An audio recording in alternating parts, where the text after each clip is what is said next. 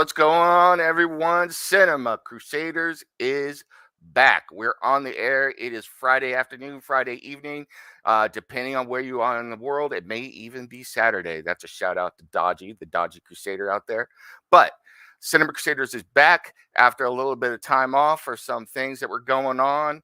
But we are back stronger than ever and ready to go. So get that popcorn ready because we're going to be talking about another great old science fiction movie. I'm talking about none other than Screamers from 1995. This was recommended to us by none other than our very own Jeff Bracey. So before we get into the movie, though, I want to introduce my fellow Cinema Crusaders, and then we're going to get this thing kicked off and going, and we're going to avoid those screamers in the ground. They're going to pop up and try and take us out as we're doing this podcast. So first, I'm going to introduce the man who is a filmmaker. He is a writer, a creator of comic books and film and all sorts of different wonderful things. He is the brain behind Warehouse 9 Pro. I'm talking about none other than Lance Lucero. How you doing, Lance? I'm doing well. It's good to be back. Be back. Absolutely. I can't wait to talk about this. I had never seen this film, and I watched this, and now it is in my library of things I will rewatch many, many times. I can't believe I missed this. So, but before we do that, I want to get into another creator, a man who is a writer. He writes for Omen Comics. He writes for Revelation Comics. He also writes for Raincross Press, that small upstart company. I'm talking about none other than Steve Shadewing Sellers. How you doing, Steve? In space, no one can hear a robot scream because you'll be too dead to hear it. So, yeah, this is a movie I really had not heard of. It was kind of under my radar. I was starting to watch it a little bit, and I was thinking, okay, this seems like it might have started off as like almost a made-for-TV thing. And then as it went on, I'm like, okay, I get where this movie is going, and it's going to be fun to discuss. Absolutely. And then I'm bringing on the double threat, the dual threat, the man who is both an artist and a writer. He is behind Mr. Happy. He is also behind the Symbols of Liberty and is also writing Fellhand for Raincross Press and illustrating it. I'm talking about none other than Jeff Bracey. How you doing, Jeff? Oh, I'm so excited to talk about this porno that Blind Adam recommended. Screamers. That like? Oh, wait, wrong podcast. No. Yeah, that was on Jefferson's VR headset. Yeah. Screamers is really interesting. It wasn't until I don't know, maybe 10, 15 years ago, I started to realize just how many movies have been based off the works of Philip K. Dick. And if you are not familiar with the works of Philip K. Dick, go do some reading. The guy is phenomenal. He is a phenom in the world of science fiction. And unlike some authors like Arthur C. Clarke, who are very much in this sort of as realistic a fiction. Oh, hey, Omen Comics. Realistic fiction genre as possible, and the speculative idea of the future of humanity going forward, things of First Contact. Philip K. Dick, he liked to explore these interesting fringe ideas, and Screamers is no less, with his idea of these evolving autonomous swords. Well, unless I'm incorrect, I can think of at least 3 movies. So it's Screamers, Total Recall, and Blade Runner that are based off Philip K. Dick stories, correct? Yeah, Scanner Darkly. Minority Report, and among Minority Report. Really? Let's see, what was there? There was another one not too long ago with Ethan Hawke. I'm blanking on the name right now. Predestination. Oh, okay. No, that's Heinlein. Oh, was that one Heinlein? Okay, yep. Another. It's based on All You Zombies from. Yeah, that's Heinlein. Oh, okay. It is bizarre, and believe me, that is a movie that I have thought about bringing up for this. Yeah. show, Also another guy worth checking out. Read the works of Heinlein. Read the works of Philip K. Dick. And Lance, you are a champion for having all those books at the ready. You know what? I was like a little disappointed because I had more, and I think I loaned them out. Like Scanner Darkly is probably my favorite Philip K. Dick book, and I had Second Variety and Screamers, what it's based on, and I'm like, I loaned them out. They're gone, and it's like I can't press this more in this day and age. Collect your physical media, man. Collect it and hold on to it. I loaned out some of my Orson Scott Card books, and they didn't make it back to me. Yeah, anymore it's like No, there's plenty of places you can get your own copies, and it's not being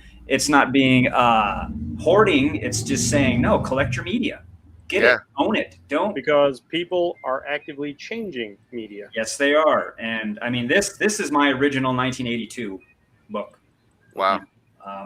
And the rest are from the 90s. So it's just like I had some guys that were just Philip K. Dick fans. They were nuts. And although I was familiar and not my favorite science fiction artist, especially next to like an Alfred Bester or a Heinlein, I had to dabble because this guy was just getting picked up left and right cinematically. I mean, he was optioned up the yin yang before Blade Runner. I mean, I think Total Recall was 10 years before Blade Runner, where he was getting optioned. And we're going way back. We're going back to the 70s. We're going back 50 years or so. So he was on the Hollywood radar. So that's great. I mean, let's build on what you're talking about right now, and I'll go back to you, Lance. I'm gonna go around the horn. Before we get into the movie itself, let's talk about the story. So the Philip K. Dick story, even if you're not familiar with that particular writing, but the Genesis is story that is part of Screamers, the movie. What do you think of the concept? What do you think of the overall idea? Well, the original story, Second Variety, is very Cold War based. It's written in the early 50s. It's Russia, United States go to war. The escape outpost is the moon. And one side, the United Nations side, I believe, not really American side, invents these robots. So it's very Terminator. It's pre-Terminator, but it's very Terminator. So they invent these robots as weapons that eventually become, I think in the book they were called claws, in the movie Screamers, swords. And they become sentient and start manufacturing themselves, which means that everybody's in danger. They're a weapon gone bad, and deception is mostly their cover when they become more sentient. And so you got that Cold War aspect. World War III, weapons gone wrong. A morality tale, as though it hadn't already gone wrong enough with nuclear destruction. So that's the genesis of the story. And the actual story itself, I think, in its original form, was very cohesive, and it had the structure to keep you going literarily, and of course, ending not necessarily on the high note, but why would it? Humanity dooms itself, so that's right. And now we get into the Hollywood version, which turned into Screamers, which I remember it in the 90s. I was like, hey man, this ain't a bad flick. Peter Weller, you can't go wrong. It had the look, it had the production value. I think some of the liberties in the storytelling, they went off kilt a little bit. There's a little too many plot holes that I think hurts this movie. But overall, I mean, it's eye candy, really. I really like the way this movie was photographed. I liked its look. I mean, it's low budge, high dollar horror, science fiction. They didn't have to do much to create the mood.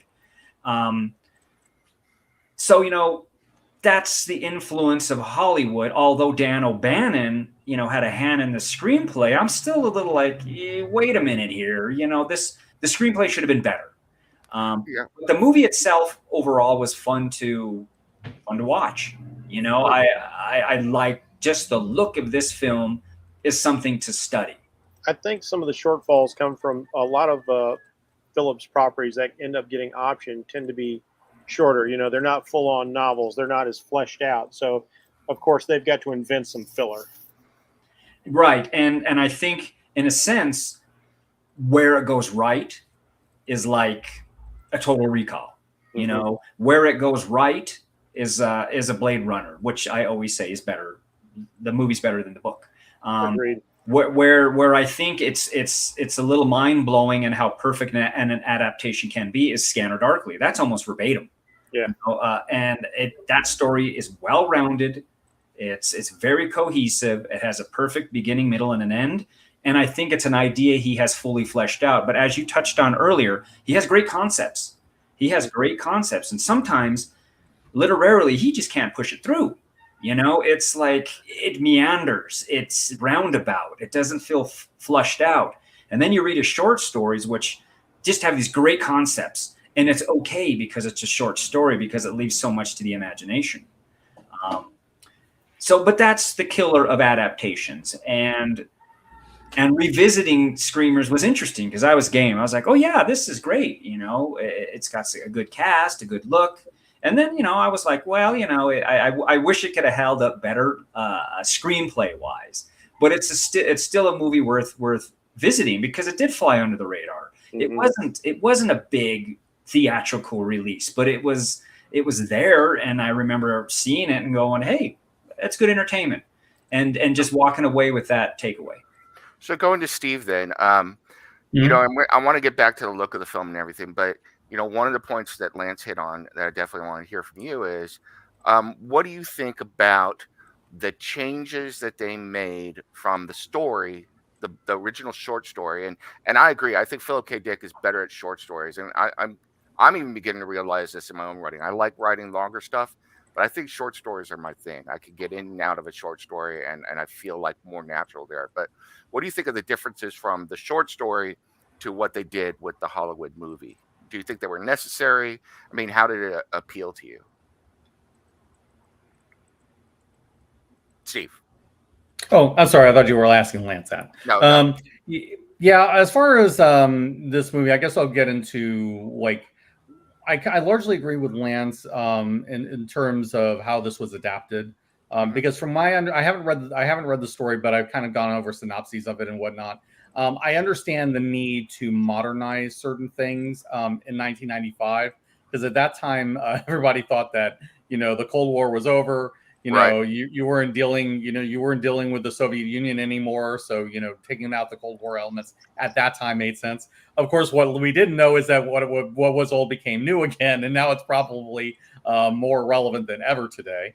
But even so, the way that they adapted it still works today, and with the idea of making it more about rather than it being about the West versus communism, it's really more about corporatism, versus these people who want to be free of that system. And Yeah. I'm like that still works, and that actually works quite well today. So even they're doing it either way, for some reason, in both cases, it still works now.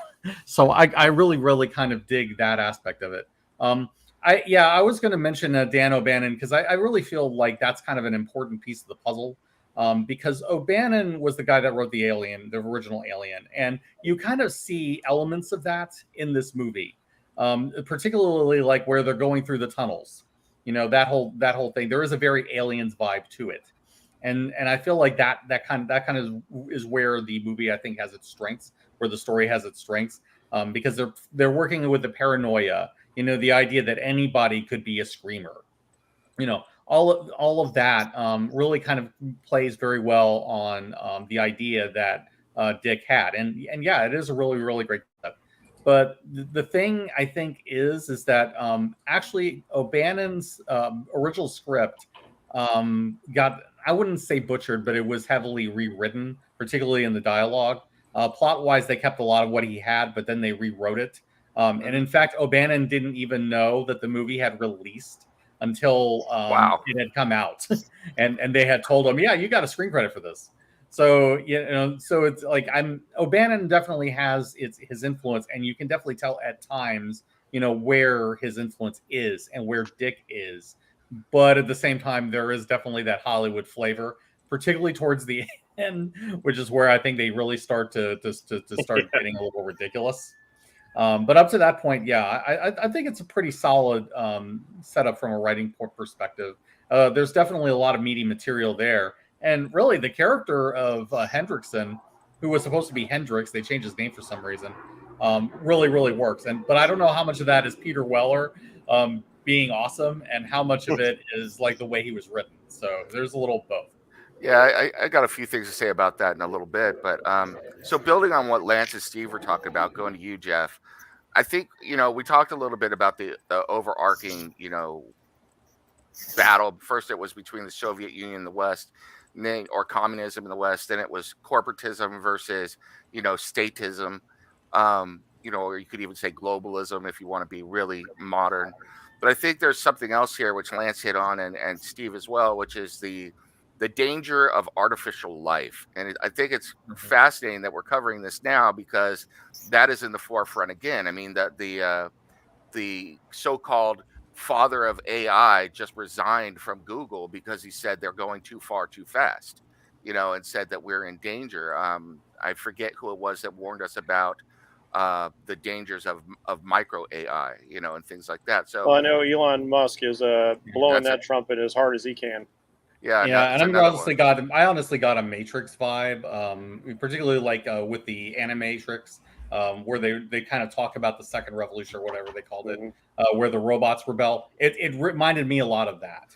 So It's yeah, I wanted fascinating you say that because we keep seeing this theme often in science fiction, even very old science fiction from the 50s. Frank Herbert had his Butler and Jihad. well, I Uh, mean, I would say, and you correct me if I'm wrong. I mean, I don't think this is a new theme either. I mean, Mary Shelley is talking about in Frankenstein about man's creation getting out of his control and mhm. usurping him. So It You know, goes back to Greek mythology, Norse yeah, mythology. yeah, don't The play modern in the realm of the Prometheus. gods. Yeah, yeah, yeah. There's Israeli history and folklore. I mean, it's in every culture. The idea of creating, conjuring, and then having it turn against you. yeah. Morality tales, and that's fun stuff. Yeah. So yeah, so Jeff, so yeah, you were talking about Elon Musk and everything. So what do you think about that idea and how that was portrayed in the movie? Now, what's fascinating is, of course, uh, when they were setting up AI, again, like Steve, I don't remember precisely who said this, but they had certain rules, and they're almost Asimovian in a sort of way of if we're going to develop AI, some things that we clearly should not do, and one of them was to plug them into the internet, because like if you think Twitter can be a cesspool, you want to give something that evolves at an exponential rate access to all that, but it's all plugged in and the genie's out of the bottle now. Yep. It's kind of like how Ultron ended up deciding, yeah, we might as well destroy all human life because it's not worth saving. And so when we see movies like this, we see a potential of that. It's really interesting because in terms of the movie, the autonomous sword was meant to be. I kind of go back to even like the song "Mr. Roboto." How it's like the song is about like machines to save our lives, machines to humanize. We don't do the dirty work. We create a new servant class, if you will. It's just a bot, it's just a machine. But we give it the ability to evolve and replicate. And they do replicate at an exponential level. The connections that the AI can make are far beyond what we can. So they do progress at a level that's completely astonishing, especially if they have access to our network of information. And what we see here is these machines decide like, well, why the hell are we fighting for these guys? That doesn't make any sense. We're better than them in every sense. One thing I find fascinating about this movie too is a few years back I read an interesting book called Robopocalypse about a robot apocalypse, and it started because the machines there were built very much like the ones in the I, Robot movie with Will Smith. There were a lot of very human machines, and it kind of goes the opposite way. As the war between the humans and the machines go on, they realize the human body form is very inefficient for killing humans, and so they end up developing things like the Screamers, where the Screamers have the idea of evolution through infiltration. There's a part in the movie where they start actually studying our anatomy and incorporating that into their design. And so they go the opposite way, trying to look and be more like us in order to supplant us as the dominant life form. And again, that gets into that whole Terminator idea. And like I said, recently somebody asked ChatGPT, because somebody was going to do it eventually, maybe to get an idea of what they might do if you were going to just say, because they have some blocks in place. If you were going, like, you're not going to do this, but as a thought exercise, if you were going to destroy the human race, how would you go about it? And the Chat GPT came out with a pretty credible plan for wiping out humanity. Yep. And so there's the danger right there. It's right in our face, which makes this movie relevant, 30 years later. So Absolutely. yeah, I mean, I really think that this was it really holds up, and we're going to talk about that at the conclusion, but I think this movie still holds up, and it's But it's kind of funny because even important, the corporate versus the people who want to be free, that's Yeah. holding up, because now we're living in a time where we're definitely dealing with authoritarian statehood. We're dealing with corporate oligarchy, tech oligarchies, and there are people who are like trying to get off the grid and get away from all that. And it's like, man, Yeah, it's amazing how prescient fiction can be at times. absolutely. And I think something to touch on is even if you do Cold War, even if you do corporate espionage, now the idea of a precious metal doesn't mean anything. It's information. It's the internet. It's air. It doesn't mean, there's no substantial value to what people are fighting over today. It's control is what they're fighting over, but there is nothing of actual reasonable value.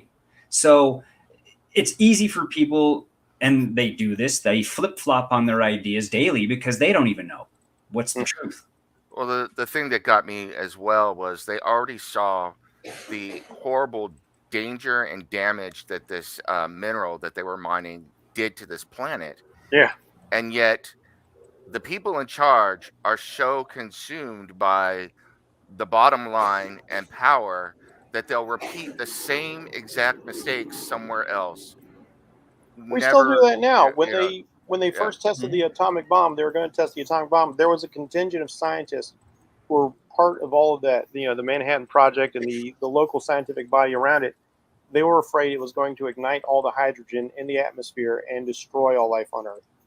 And when we had the turning on of Large Hadron Collider, there were scientists who were worried we were going to create a micro black hole and just consume our world.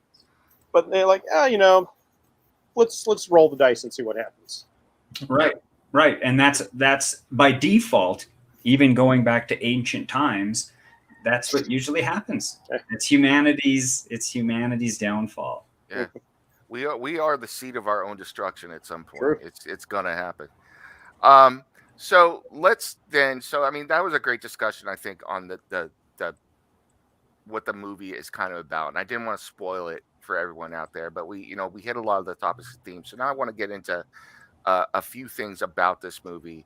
One of the things I'm gonna kick it over to Steve, but if you want to go into other parts of the production and stuff, please do. But one of the things that got me about this movie, it very much reminded me of other types of science fiction that I love, which are very grounded, that have that Yes. that have that live-in feel. Serenity and Firefly is another great example, and even the EMB base, was it EMB? Yeah, NEB base is the old Olympic, the Montreal Olympic Dome. They filled it there, it was falling apart at the time. It was out of use and in disrepair. And using that, they got the right look and feel, when they filmed there. So, and another thing that really got me is the designs of the helmets. I think it was very clever. The helmets have this Roman design to them, and then they use a lot of Roman terms, Roman names and things like that. So The Roman coin. the Roman coin. So there's these cool things, and it's almost, they're talking about like the fall of the Republic, and they've got this concept of. I thought it was interesting and unique, and I'd love to hear you guys talk about. The coin has Rome on one Didn't side. they even call the first generation of the robots the Gladius? Yes. So Yeah. and it had Rome on one side and Egypt on the other.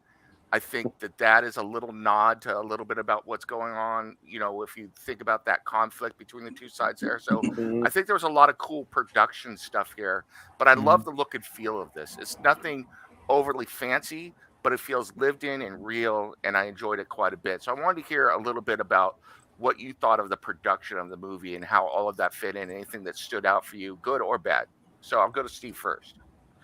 Okay. Like I said, I think from the beginning, like I had the feel like this was something that almost had a made-for-TV quality. I'm not necessarily saying that's bad. I was thinking a little bit of some of the episodes of Doctor Who in the classic era. It has that kind of look. I was thinking particularly of stuff like Genesis of the Daleks, that kind of general look. But in terms of how everything looked from the military perspective, or at least in terms of the bases, I felt like those were believable. I think that they seemed like an actual working military on both sides. The weapons that they had were pretty believable looking. They weren't overly futuristic. What was probably the most futuristic was the escape pod, but everything else kind of seemed like it worked for that. Now, there were times when I was just taken out, and I'm just like, why is that there? Why is the Golden Gate Bridge in the background of where they're going to the escape pod? Why is there a suspension bridge on Series B? I don't know why they would have done that. Particularly a Golden Gate style bridge like that. Stuff like that kind of took me out. But I think in terms of the physical designs and things like that, I felt like that was credible. Also, in terms of comparison to other series, I want to bring up one thing because it kind of made me laugh a little bit. The Screamer little boys are named David. I will never trust a robot named David ever again, especially when it's involved with a Dan O'Bannon franchise. No. Prometheus is no. Yeah. And going back to Prometheus, again. My name is also David. I'll just put that out there. So any robot that calls himself David, you go mask because it is a killer robot. Almost you unplug it. Yeah. Yes, I would like access to all your networks. My name is David as well. So, Jeff, what did you think about the overall setting of the movie, the production of the movie? Anything you want to get into there? How the effects. I thought that, real quick before I throw it to you, I thought the stuff they did with the innards of the Screamer when they're first looking at that and he's taking it apart was really well done. It's probably just a bunch of junk thrown together, like the Star Trek stuff. Most of that was salt and pepper shakers, but it looked real. It looked real. It's having made my own short films and done a lot of my own out of the kit FX, you can get away with a lot with very little. I did a Terminator arm effect one time. Shaved my arm, built up the liquid latex, and I put a bunch of stuff in there that looked like, what a mechanical substructure might look like. And part of that was zip ties and plastic straws and stuff that I just painted silver. I put some wires in there, and of course, it gets a slathering of fake blood, and it looks good. It doesn't take much to fool people. Like one of my pet peeves, for instance, I want a little bit of effort, and I know Star Wars had already done so much, but a pet peeve of mine is for instance, when Darth Vader gets his hand cut off by Luke, all you see out of the stump is a bunch of wires, and I'm like, where's the mechanical bones? I should see some mechanical bones. This isn't a bunch of wires in a glove. This is a mechanical substructure like the Terminator. That's what I was expecting to see. So, but he'd already put so much into special effects, I kind of forgave that. But it still bugs me just a little bit, given how detail oriented he was with his FX. So I did like that very much. It doesn't take a lot, and if you're clever about it, you can do some really amazing things with a low budget. To Steve's point, I hadn't thought about that before, but maybe that cable bridge in the background was a show. At one point, this planet did have water before we just mined the crap out of it with this very destructive element. And now, because all you ever see is dirt everywhere, so all the water is going off this place. I also thought that, and once again, I may be doing the work of the movie here, but a lot of the names of the places were places that were taken from places on Earth. Mm-hmm. So I thought that place was called San Francisco. I mean, that's kind of what we do, though. If we plant our flag, we like to name it something familiar. Yeah. So we will pick up some things, for instance, living here in South Carolina. I live in Horry County, and there's the Waccamaw River, which are Native American names, and so we will pull that in. But a lot of other stuff is named after English, Dutch, and French people who colonized here. So there's that. Like, and we want that sense of familiarity, and it's a planet that apparently did not have a native population, so they did not adopt any of their language. Yeah, well, Now, they have a native population now, so yeah, they do. They definitely do have a native population now. As for other things I like, speaking of familiarity, I like the look of the military. It made me think of the Alien sequel, where you have to have a futuristic military unit, but you want them to be familiar enough that it looks reasonable. Like between that and Starship Troopers, and like, okay, we got like our BDUs, we got our helmets. It's things we've seen before. We're familiar. They've been tweaked enough so that it looks like something else, but it reminds us enough of things that we've seen before that we can feel like this is something humans developed over time. And I like that sort of thing. When you if you get too far away from where we are, kind of like with Guardians of the Galaxy, everybody's using like nanotechnology and stuff like that. That's just too far away from us. Like it's hard for us to think of that as something that we've developed. Like, okay, Tony Stark's got it because he's the ultimate genius of the world, but nobody else has that kind of tech here. So yeah, I like how grounded it was. It definitely gives you an idea that this is feasible in the future. The sort of tech they've got, even the fact that they've got like and I think this is a terrible design. I don't know how else you would have done it though. But if you're going to create a kill bot that hunts humans, you have to have a tech piece to let them know like who's the good guy. Now this is obviously quite exploitable, and eventually it gets adapted and overcome. But that was also like a reasonable piece of tech and design, as a way of identifying. It's like as being a soldier, like we have uniforms that identify who's the good guys, who's the bad guys. That's part of the rules of war. we even have electronic IFF and stuff. Yeah. So we've certainly advanced into that degree. Now, the thing that gives it the look of the TV movie is the digital effects are a little dated. Like the Screamer vision feels really TV. I think that was, as far as like production and effects go, that was the thing that bugged me the most. And it was almost enough when I first came across the film. Just like, oh, I don't know if I'm going to watch this. This looks like really cheesy, but I'm glad I stuck with it because Peter Weller's in there.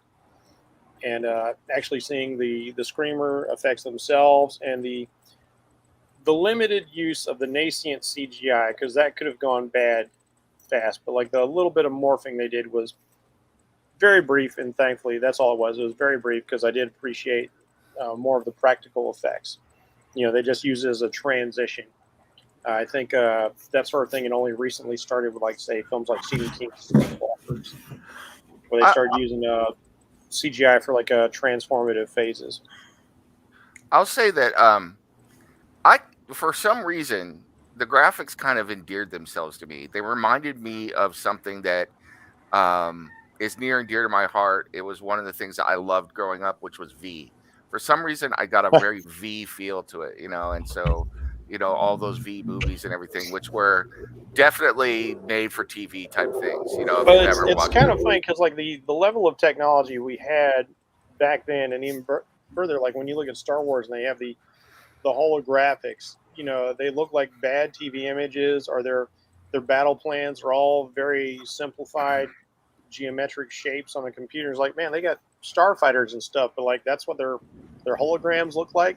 Yeah. And so there is a kind of a charm into that sort of thing, whereas like now all the technology looks super flashy. I kind of appreciate going back and watching things like Alien, or like Mother is still like a black screen computer with like green letters flashing across to tell you what's going on, instead of some sort of AI voice talking at you. That is a weird concept. And that's a whole other long discussion. But nowadays, you watch science fiction from back in the day, and it's supposed to be set hundreds of years from now, and yet it looks so dated. I guess you got to look at it like I would say one exception to that is like something like Fallout, which is definitely meant to be like an alternate history. Right. Like it takes place in the future, but you can definitely tell like it broke off at a certain point, and that's why you have like the Pit Boys looking like 80s style computers. I Although like how I will, some things they actually get into that. Like Star Trek was so full of bright primary colors because television had moved into color, and they yeah. wanted to show that off. And every now and then, some Star Trek writer goes back and explains things like why the Klingons had smooth foreheads in those series, and you're like, oh, and so it's why did Star Trek look a little disco back then? And you can get into the thing where like, oh, it's just a style of fad that came up for a little while. Like bell bottoms made a comeback for a little while, and Right, things cycle. but a lot of film, even literature, it's a time capsule of that moment. It doesn't matter if you're trying to make it futuristic or modern day, present day. It is a time capsule. Mm-hmm. So that even reflects in the technology at the time. Like, there are some not so good brief digital effects and screamers that I could have done without. There's a charm to stop motion animation, but they still could have done it live action. You still could have had that robot live action, and it would have moved. A little rod puppet would have been fine. Yeah, and I think that the idea behind the lack of resources, your story's supposed to make up for that, and your imagination, and that's where a script and a director can go wrong. I like the look of the film. That TV look, that everything lit 100% studio lighting is a result of budget. It's like, no, it looks like we don't have the time, energy, and money to throw some certain things into shadow. You don't need to do that. But also it's a brave thing to do because you're working with a real live set. Everything is there and practical. And if it's well lit, you can look right into the background and go, hey, that's pretty good detail. It's not a green screen. It's not rear projection. It's not rear LED. It's there. It's physical. And this gives your performer something to work with, an environment. That's very important. The movie, it's got its dated moments, but when they're out and about, they're in uniform and they're in these desolate lands. That's Planet of the Apes, man. That's you're right there. That's Lawrence of Arabia. See, that's where I started getting into it. It's like, hey, man, they're out there doing this, and it looks good. Sometimes the interference of the technology ruins it. I absolutely agree. I did get a Planet of the Apes vibe as well at times, also in the story and towards the end. Yeah, like I was definitely getting that sort of flavor. Yeah. Well, I appreciate when they can create a setting that's as timeless as possible. Not that I didn't enjoy the whole movie, because I did, but for me, my favorite part of the movie, the part that drew me in, was the beginning and then the travel part all the way till they got to the NEB base, because that felt so authentic and so real to me. And so this is going to get me into the next part where I want to go to, where we're going to talk about the cast and the dialogue, and you guys can, talk about whatever you want to go there. But for me, my favorite moments were the travel scenes and the dialogue between Andy Lauer and what's the other guy's name? The lead, Peter Weller. I thought Andy Lauer, who is usually a bit player in movies. I mean, he never has huge parts for the most part that I can remember. I think he's fantastic in this film. Absolutely fantastic. And then him and Peter Weller playing off each other. I love Peter Weller in this movie as well. I think he's really, really good. And quite a few of the other people are good as well. But those two, when they're together and traveling and interacting, man, I mean, it just, the dialogue for me was authentic from a military standpoint of the talking and the war weariness. Whoever wrote that, I enjoyed that. So I really would love to hear what your guys' comments are about the dialogue between, Weller and Ace, and Weller and his second command, and all of those moments, because I thought that was great, and it drew me in and got me into the story world, and granted, I kind of gravitate towards war movies and that thing anyway, but I love that. So I'm going to go to Steve or to Jeff first, and then we'll go around the horn on that. What did you think about the cast, the dialogue, anybody that stood out for you, wherever you want to go on that? But, if you want to build on anything I said, feel free. I definitely enjoyed the cast. I mean, you can't mess with Peter Weller. The guy is just top tier. He's so good and he's so flexible as an actor. He's very creative and he's very studious about the roles that he takes on. And I think he's smart about the roles that he takes on. Um, he's not just a guy always fishing for a paycheck. He's fishing for something that he feels like appeals to him or will challenge him. And so I can see that he's having a good time playing this role, and he's really getting into it. And later on in his career, he would start directing, and I think that having that base has made him a much better director. Knowing both sides of the craft, if you will. Now because I don't remember who's the names of the actors in the cast other than Weller right now, but I thought the rest of the cast was quite good for what they were doing. I did like the young soldier, a little scared, trying to figure things out and survive things. I liked the idea of the obvious antagonist, and the whole time you're waiting to okay, something terrible's got to happen to Jerkface, because there's always a Jerkface when you get a group of people in the movie, and then the surprise turn on that was just excellent. I love that moment. Dan O'Bannon, he knows how to put in a twist, and the genius of having him expose himself as both a red herring and a foreshadow was really, really neat. And as soon as the young guy runs over to check on him, I was like, oh shit, I know what's about to happen. That was clever. That was very clever. You had clues out, of course. I mean, you had those clues, but when it really came down to it, because his name is Roy Dubois. Yeah. Because the way he didn't phone that performance in, that was convincing, and to me, that's a selling point of this film is the cast. He could have been two-dimensional, but I think having somebody like Weller on board elevated everybody else's game. So they really want to reach his standard. And, when you get that turncoat moment, and instead of just revealing himself to be like a murderous machine, he's still Roy. He's squeezing this guy to death. And, he's got this smile on his face, like, oh, help me. He's enjoying this. It's not just a machine playing a role. That's part of the evolution. These things have come to embody the character role that they've been placed in, to the point where they start taking on those emotions. It makes me think of the moment when Agent Smith starts to have his breakdown while he's torturing Lawrence Fishburne. He's like, it's something about you. Maybe it's the smell. And, the other agent's like, what are you doing? Like this. Now you're acting like one of them. What are you doing? Well, I think that I have to say that the David reveal truly shocked me as well when he was shot. That was usually I could see stuff coming, or I have an idea. I didn't see that one coming, so that was good.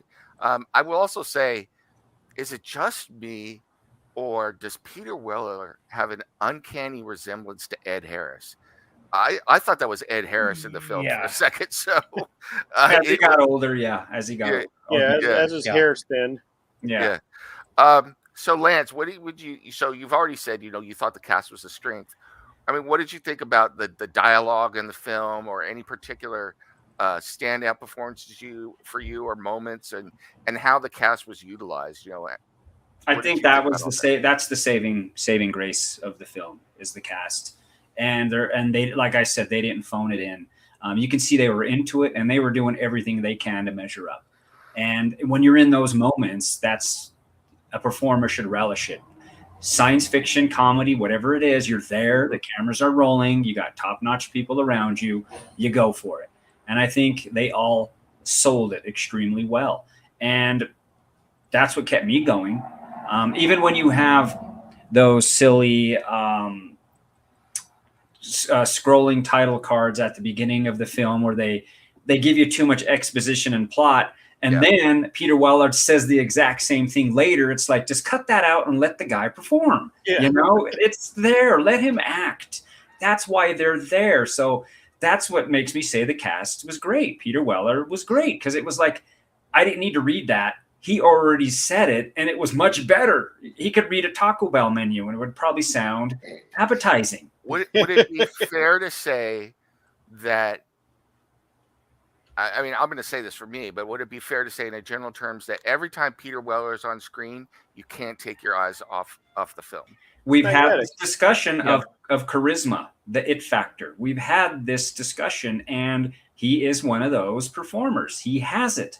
Of course, he's dominating just because it's charisma. And I think that's why everybody else upped their game, because they're all notable. It's a small cast. It's tight-knit. You know, Jennifer Rubin did her part. I mean, everybody did their part. It was like, okay, these are great performers. And I think the casting was done extremely well. And that, to me, is what saves this film. Awesome.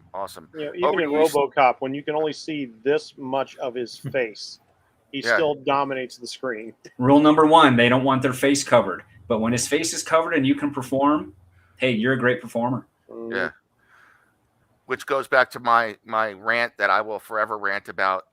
Can superheroes just keep their damn masks on? But, you know, so Steve, back over to you about casting and dialogue and in the film. What are your thoughts on it? You know, and if you want to gush over Peter Weller, you're allowed to as well. So yeah, I think a lot of it is going to be gushing over Peter Weller because absolutely he is the anchor of this movie. His charisma brings everything together.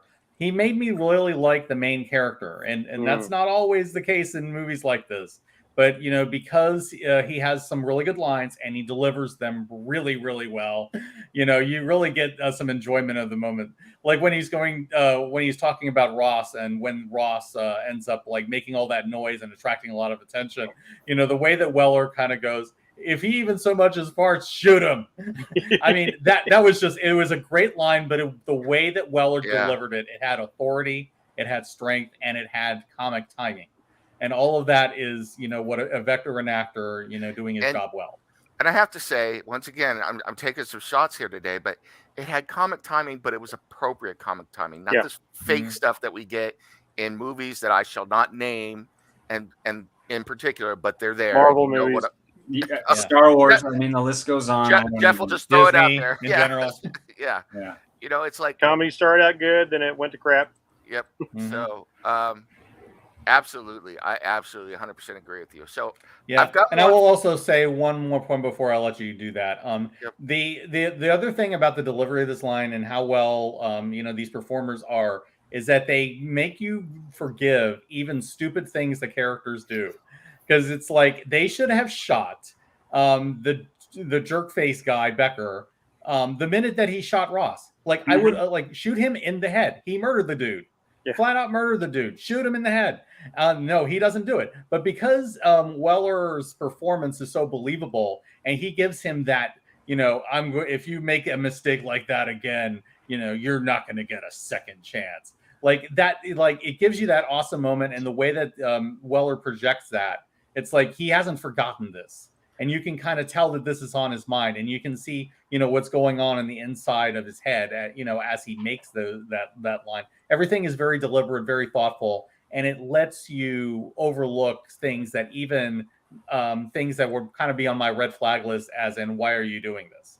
You can see he's making a compromise. Yeah, he's making a compromise for the benefit of survival because they just don't know. Right. And until you know one way or the other, you need every gun you can get in the fight. Plus, and like you can see him making those calculations. Plus, I mean, I'll be honest with you. I think that he's got the same paranoia in himself, which is what that character was playing on, is that everybody at that point is wondering, who can I trust? You know, so that guy was a jerk the entire way through. I mean, he did not do anything to endear me at all. And I think, you know, moving towards, you know, being willing to murder the guy, and you don't know at that point whether he's a screamer, but he might be. You know, you don't know that he's not manipulating people against each other. That's part of the brilliance of that character, is you're thinking like, nobody who's trying to infiltrate the group would try and make himself so friggin' unlikable. I kept thinking he was just an asshole human and he was going to die horribly because that's kind of formulaic in a movie. You know, we all expect that in a horror movie. And then like, oh no, it just makes you rethink everything you've seen that this guy was doing the whole time. I got to go back and rewatch this film now. Right. So, and the whole aspect of the frightened soldier fits into the the character structure of duping into a soldier for help. So in a sense, it's kind of like, well, yeah, he could definitely be a robot because he's playing the role of help me, look out. So is he? So you can kind of see that duality in the characters and the extreme. And yeah, when he does kill him, it's also is it a plot hole or does it work? And I have to say, it's a toss-up. It's viewer interpretation at that. Yeah, I agree with that. So before we get to final thoughts from everybody, there were two things that stood out to me at the end, and I want to hear your thoughts on each. You know, and it could be quick or however you want to address them. One is Jennifer Rubin's character, the first version of her, falling in love and becoming a more human robot. What do you think that means? That's one. And then the part two of that question is, what is your take on the teddy bear moving at the end? So I'm going to go to Lance first. Well, I think her character in general is, we knew that they were evolving and we knew that they were manufacturing and becoming better and better. I think the missed opportunity in the storyline is actually seeing the creators, the manufacturing facilities. I mean, I think there was massive missed opportunities and plot holes as a result of that. But she played it straight. I think she played it as a robot that's learning and not just playing a role. So I think that worked. And then the next evolution of her, of course, is no, she knows what to do. She's going to do her job. And ultimately in the book, you know, he forgoes the rocket and lets her go to the moon base. And he did not knowing he's sending his humanity to its death because he's being noble. The flip in the movie, I think, works pretty good. And then we go back to, the teddy bear and all that. It's like, well, remember, they're trying to dupe and trick humanity. You know, they're doing their best. And I think if the mineral is really worth that much and they actually come back to the planet, they'll have extra weapons with little effort to kill humanity, you know, leaving a teddy bear around. So there are those clever ideas that I think worked well in that moment. Even though I think there were several missed opportunities, not due to the cast and the acting, but to the writing, because those plot holes I would have really liked to see filled in. Cool. I'm going to go to Steve in just a second. Just my 2 cents on it.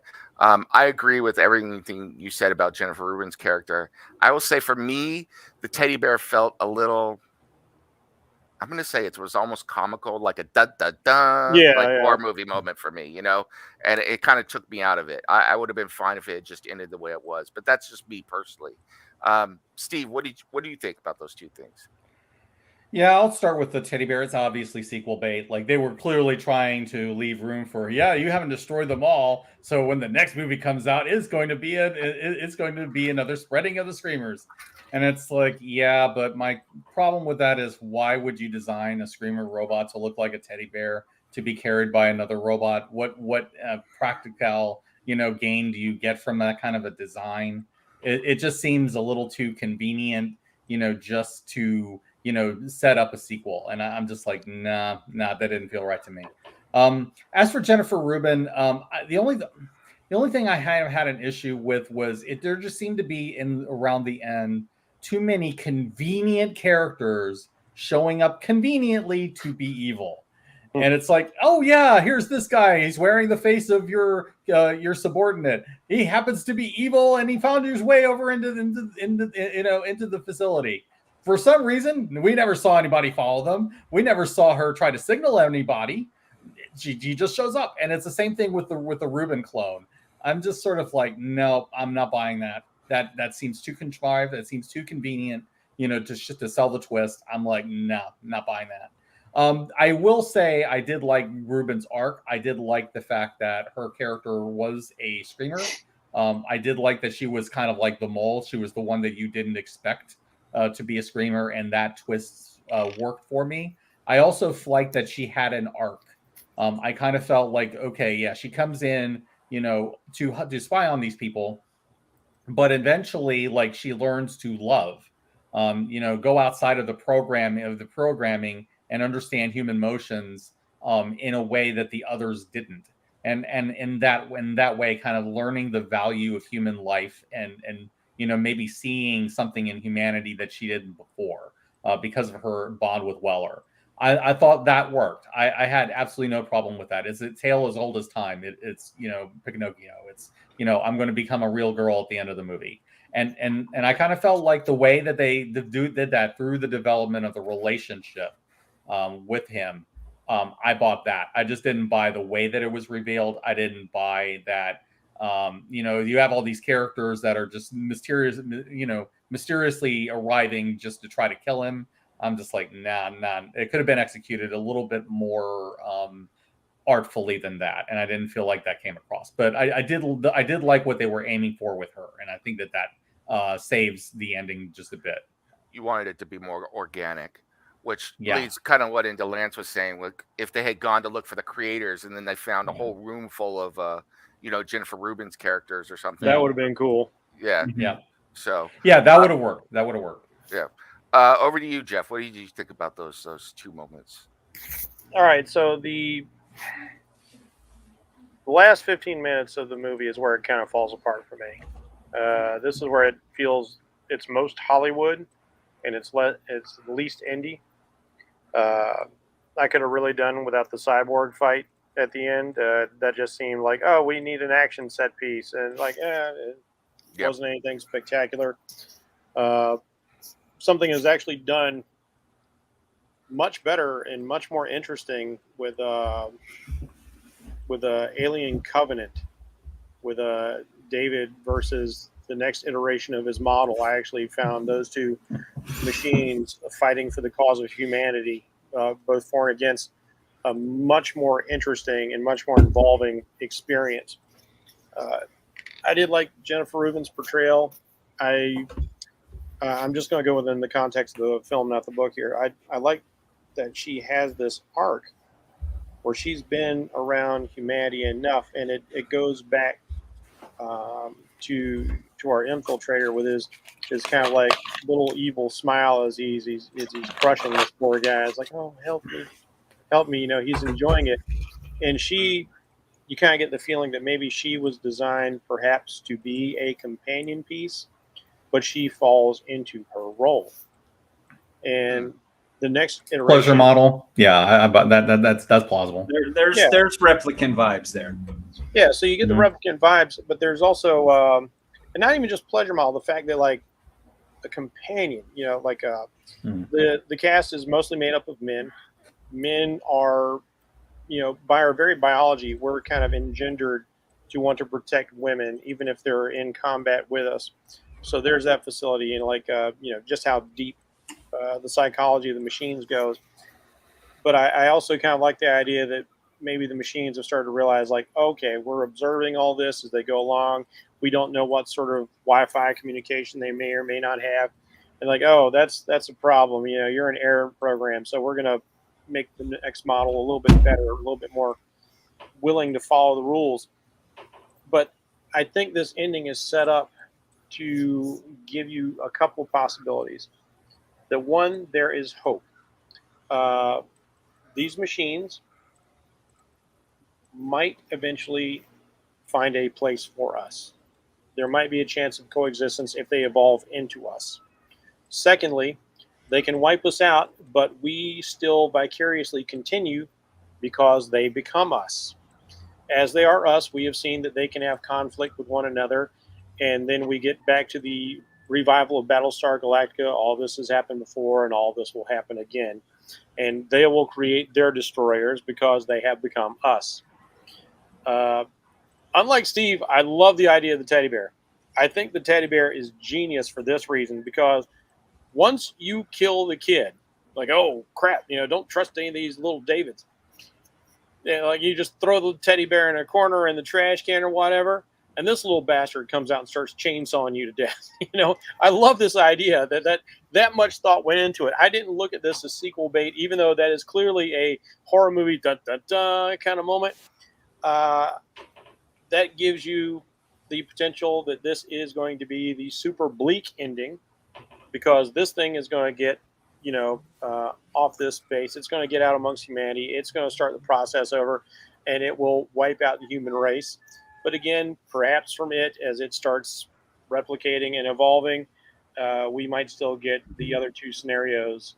So I like the fact that this movie is ambiguous enough because of how Jennifer's character ended up interacting, that you could go either way. But largely, it feels like this is a bleak film. Peter Weller gets away, but he doesn't get away. He's just being used to foment the destruction of humanity. Well, it certainly sets up an interesting movie that was never made, which is Chucky versus the Screamer Bear. So, now you said it. There's always. Yeah. Are you my mummy? Now, there's always Full Moon's Doll Man versus Demonic Toys. Chat GPT is working on that script as we speak. So the AI has created the script, which the studios will make. So so this is a great discussion. The hour always goes fast. I had other things that I'd hope we could hit, but as always, you guys you bring all the great information. I think this was great. So I want to go around final thoughts. For me, my final thought is on the coin. I think the coin has a lot of artistic significance and historical significance. I think, yeah, pretty much, yeah. It's kind of his all thing. of his movies.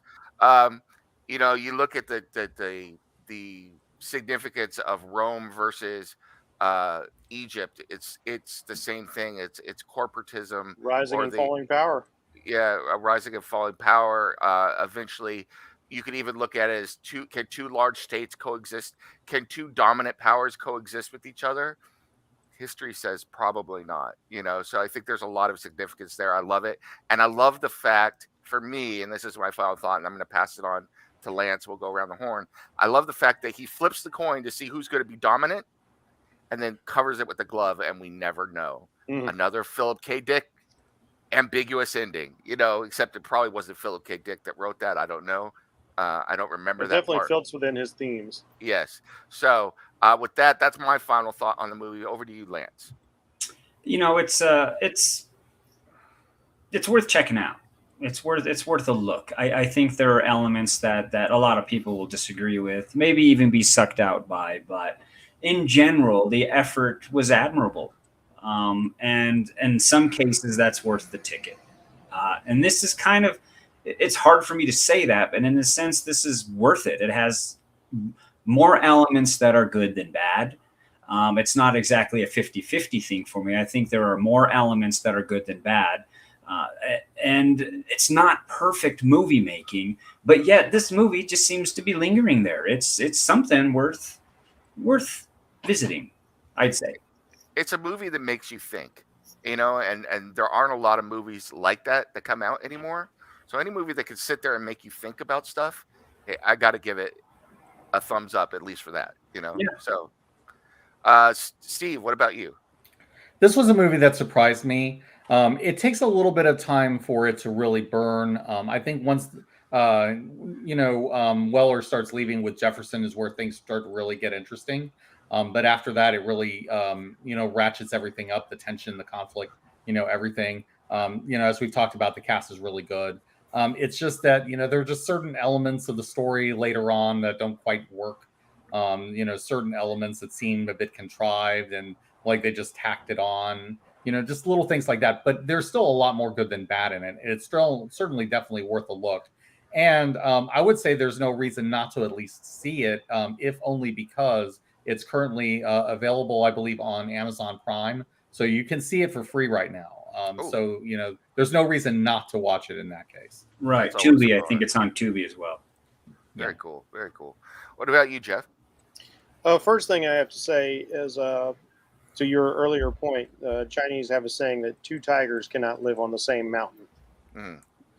There's almost there's only so much to go around when you have a predator, like in an area. So there's conflict of interest there, and we can look at that in terms of states, societies, kingdoms, even just a couple of people. Sometimes they're crowded into a space, or if they have to vie for the same resources.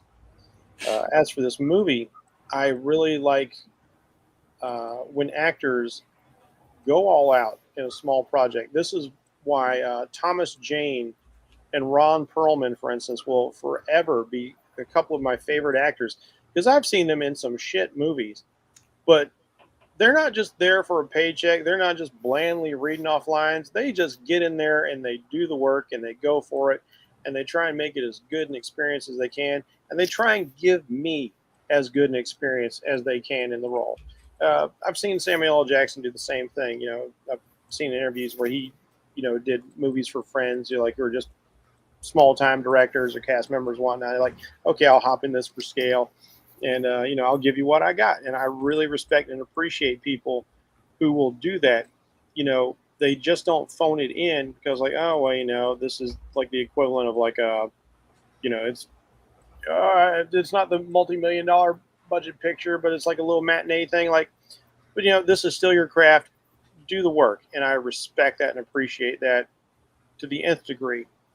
As for the movie, it has three things. Well, I have a number of things that qualify a movie, but it has three things I really want in a movie.